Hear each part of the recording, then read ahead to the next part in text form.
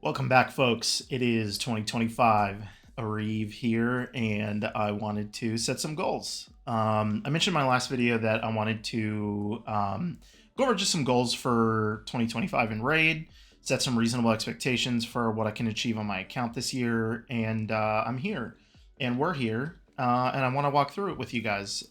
Consider life choices is definitely one of those things I'm gonna do. This is just a great. I just thought this was funny. But we talked about in the last video, like going over having reasonable expectations, having reasonable goals, setting your sights on long-term goals, and I wanted to run through that exercise with you guys based on kind of where my account is and what I've yet to accomplish. So let's dive into it.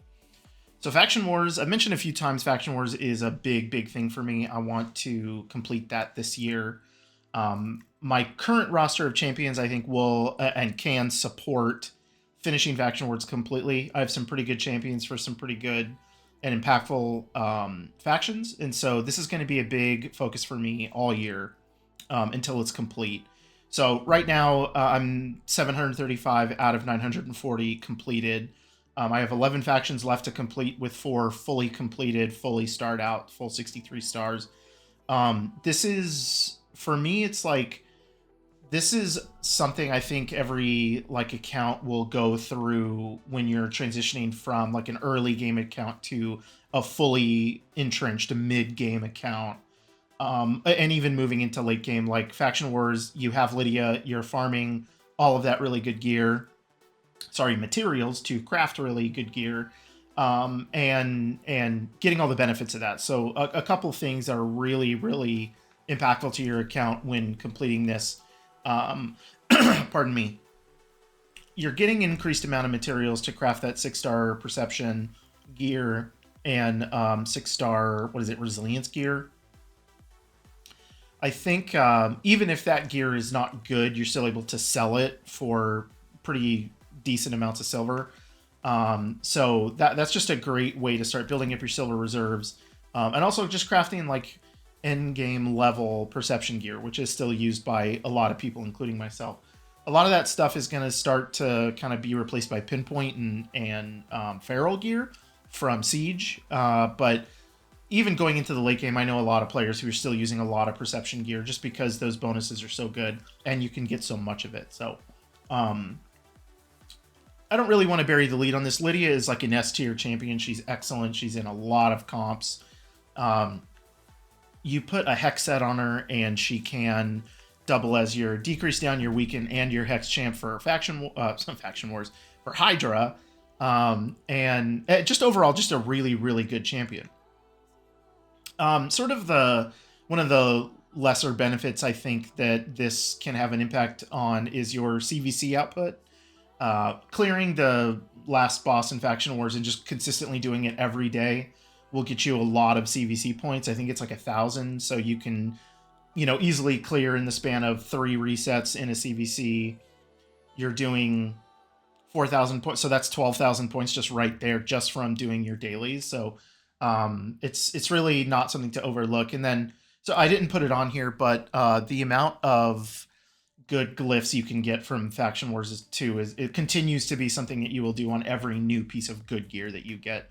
Rolling. I mean, it's just it does have an impact on hitting stat points, getting the most out of your champion. So Faction Wars going to be my number one goal this year for all those reasons. Kind of feeding into that, I would like to have a third Hydra team and have that team be a brutal team. Currently, I have 2 teams. I pictured them here doing normal and hard. I put easy on here. I don't think there isn't. Maybe there is an easy difficulty, but it's basically normal and hard is what I'm able to one key right now. I don't really have the champions to support a nightmare team right now per se. I have some really good ones, but I don't think from like a meta perspective or an increased damage perspective, I don't really have the champs to support, and it's mainly just that my nuker champs. My nukers are, I know I have Thor, I have Mashald and Ninja, Ninja will really come into play as soon as I fuse Mikage, which is I'm only one champion away from, one epic away from, no less. So as soon as that happens, a video's going up about that for sure. And I think sort of the biggest roadblock I'm dealing with this right now is my gear. My gear is just not good enough to support Nightmare. So maybe it's not just the champions, but it's also the gear to go along with those champions to support a Nightmare team. This is as you transition going to be a really important source for Stone Skin gear, for protection gear. You end up helping your clan more in Hydra Clash, which is feeding more gear and more resources towards you.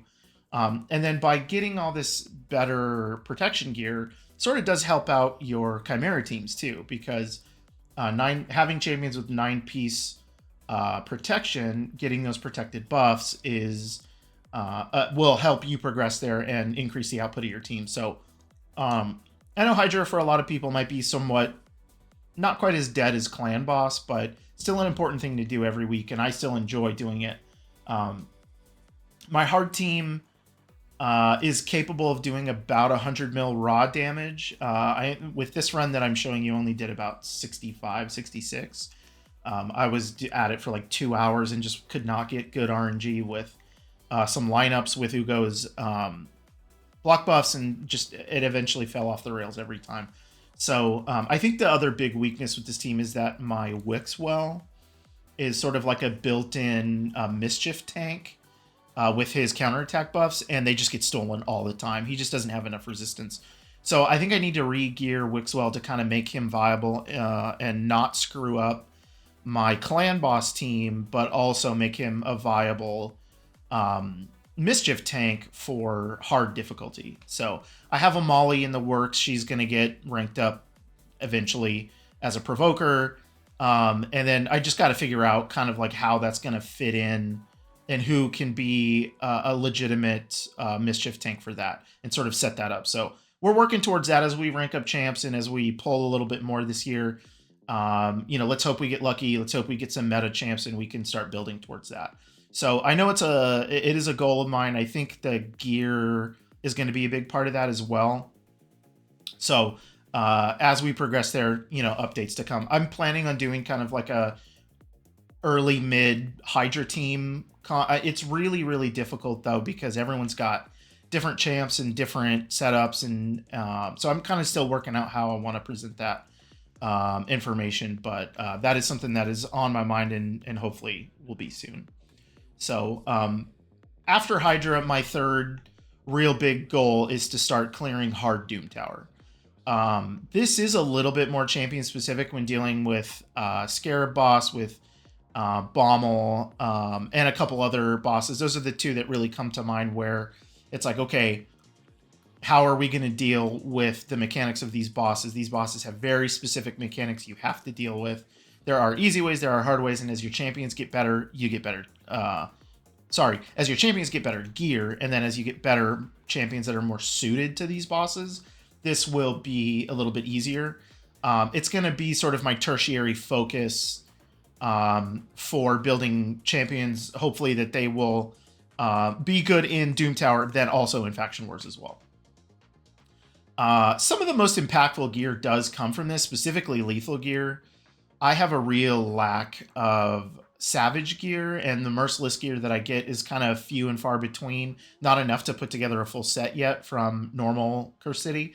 So this is a good way, once you get through hard Doom Tower, to start building up that lethal gear, building up those nuker champions that you have to start doing a lot more damage, makes things a lot easier once they can start outputting a lot more. So again, this is a tertiary goal of mine. This is something I'd like to progress to by the end of the year. I would assume I would get there with another year of champions, another year of gear, fusions, that sort of thing. So Doom Tower is certainly a place that I want to focus on. I think it's a little bit understated too, but clearing Doom Tower and getting all those resources, the Sacred Shard, all the books you get from it, all the energy you get from it, the charms you get from it, it's not an insignificant amount. There's 120 rooms to clear, all with a specific reward. That's a lot of incoming resources that you can use. So I think Doom Tower, while a lot of people the sort of vibe I get from my clan is kind of like, Doom Tower, you just do it when you do it. I kind of think that there is more of a focus you can put on it, and you can start reaping a lot of those rewards a lot sooner. Currently, I do clear out normal, and I can do, depending on the rotation, I would say 30 to 40, sometimes 50 rooms in hard. I start to lose when I get to champions like Scarab, for instance. My team that I have built for that is just not good enough. They just die. So a little rework, I think, is in order, as well as maybe some regearing. Maybe I just need better gear. I haven't really done too deep of a dive on that, and that's why this is a goal I want to start focusing on this a little bit more, making decisions that will help progress me in Faction Wars as well as Doom Tower. So just a couple other goals I want to go over. Amius. I definitely want to kill Amius on normal and start really sort of making more progress in Curse City on normal, and then diving into hard as I get more champions that are ready. The limited nature is difficult. Sometimes you have to dip into rares. Sometimes you have to dip into champions that you wouldn't normally use. And so I think by combining this with my Faction War goal, these two will go kind of hand in hand. As I create more Faction War champions that are viable, I can start using them in Curse City and in Doom Tower. And it sort of works towards both of the Doom Tower and Curse City goal kind of at the same time. I feel like they all sort of are hand in hand. And then if there's a few choice champions that I upgrade and rank up for Hydra, then all the better. So these are a couple. I think all three of those kind of are not synonymous, but they sort of go all together. The next would be my Great Hall progress. So I wanted to pull up my current arena team just to kind of show you guys what I'm working with at the moment. We get over to it, and then I will share the screen. So this is what I'm working with at the moment. Arbiter, Deacon, Thor, and Mezimel. I managed to pull a mythical in the last 2x event. So extremely lucky there. Got him off like 15 shards. So I don't expect everyone to have something like this. Before I got Mezimel and ranked him up, I was using Loki for turn meter manipulation, for lockout, for block buffs, that sort of thing. He's built just fast and accurate. And with his passive, he kind of doesn't die unless he's the last one.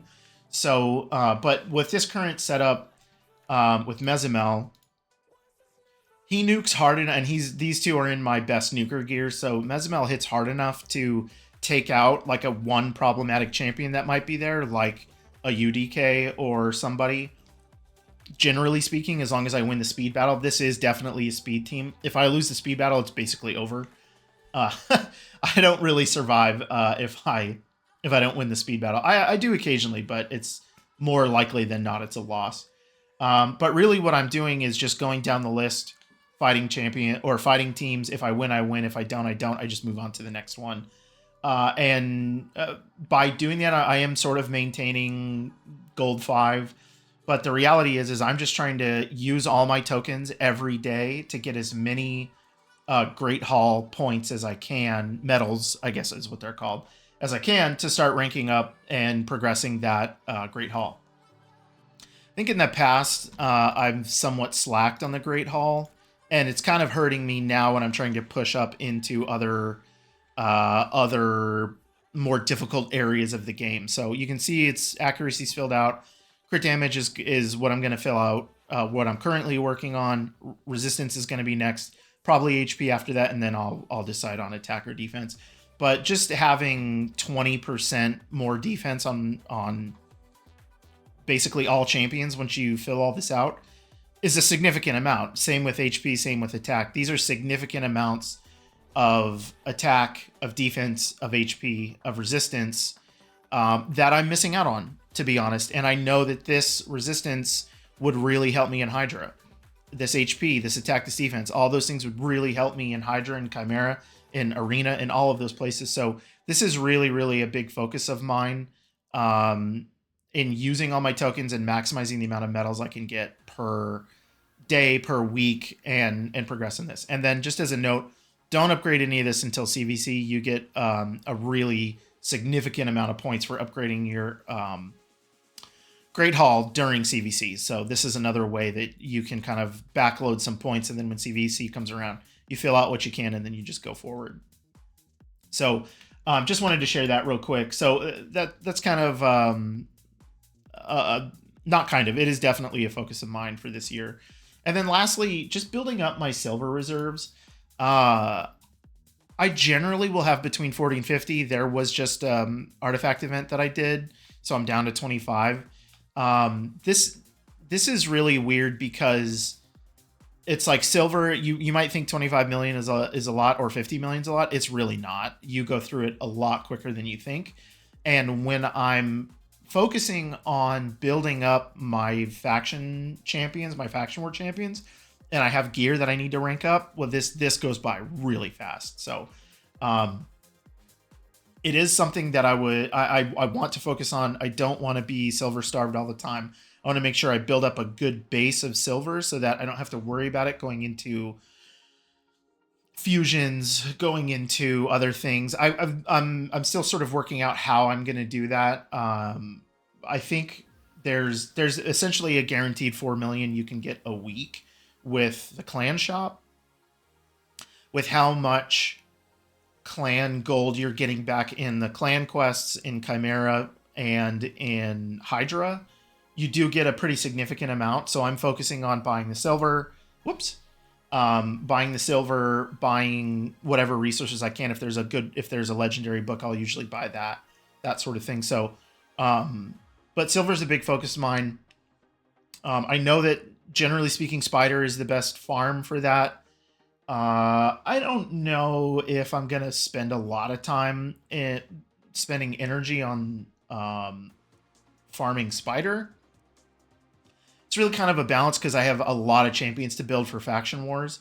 So we'll see if I can cut some corners and use some champions that may be sort of off the meta for faction wars just to finish it, and then I can convert, the energy costs that would go into Minotaur or other places into Spider, where I can start farming up that silver. So that's just a kind of TBD, to be determined there, for how I'm going to do that. But I obviously, and I didn't write this down, but I obviously want to also complete all of the impactful fusions that come up over the next year too. I am unfortunately going to miss the Mad Hatter one. And the big reason I'm going to miss that is my shard stash. If I can pull the game back up again, I sort of depleted over Christmas my shard stash, pulling for the Bells event, pulling for the 2 fusions, for Sir Nick, who, those are 2 champions that are on my list to build, but may not be a focus. I just didn't want to miss out on Lady Noelle being one of the most impactful revivers. And then also her, which I didn't think about at the time, but her utility in Doom Tower specifically for the Baumel boss, which is on the Dark Fae rotation, I believe. Her with Sir Nick and all the guaranteed freezes or chances to freeze on the bombs are going to be really, really impactful for my teams. But also being able to revive, keep champions alive with the unkillable or block damage buffs that she brings. I can't remember if it's unkillable or block damage. I think it's block damage, but I could be wrong there. Anyways, I'm getting off the point. I used up a lot of shards during those events, and so I'm kind of in a rebuild mode. So in a couple weeks, I've gotten 5 Sacreds, which is great. Probably need to build for another couple weeks before I can engage in the next fusion, which is the plan. And then after that, if I can build up enough, I can sort of keep a minimum amount in order to complete the Summon Rush events. And that's the big one. It's generally 7 to 8 shards for Summon Rush. And I just don't have that right now. And I'm fine with it. I have a lot of champions to build. doing a fusion right now. That guy's going way on the back burner for a faction that I've already completed. So I know a lot of the content creators and a lot of the reviews have been very, very good for Mad Hatter. I am a little bit bummed I'm missing out on it, but it is what it is. I'm a free to play player. I'm mostly free to play, I should say. I won't claim that because I have spent money. But for now, I'm kind of in a free to play cycle, and I'm just not going to spend money in order to complete a fusion for a champion that I won't build for 5 months, 6 months, a year, maybe. So it just doesn't make sense right now. My biggest need right now is nukers. So if any of the fusions that are upcoming are going to be nukers that are good in Hydra or good in other areas, then for sure I'm going to go after those, and I'll be set up to have the resources to not miss out on them. So that's sort of my thought process. But anyways, thanks everyone. I always try and keep these videos under like 20 minutes, and then they just inevitably go beyond 20 minutes. I just can't shut up, I guess. But thanks everyone for tuning in and watching. I hope that you guys are setting some goals. Share with me your goals if you are, and kind of what you're looking at for the next year. And if if you don't mind subscribing, I would really appreciate it. The videos have been doing pretty good for above my expectations. And I'm looking to just build up a subscriber base and share content and play the game with you guys. I'm really excited to kind of step into the next year and step into that next stage of progress. So hope everyone has a good day. Hope everyone's having a great year, and I'll catch you guys later.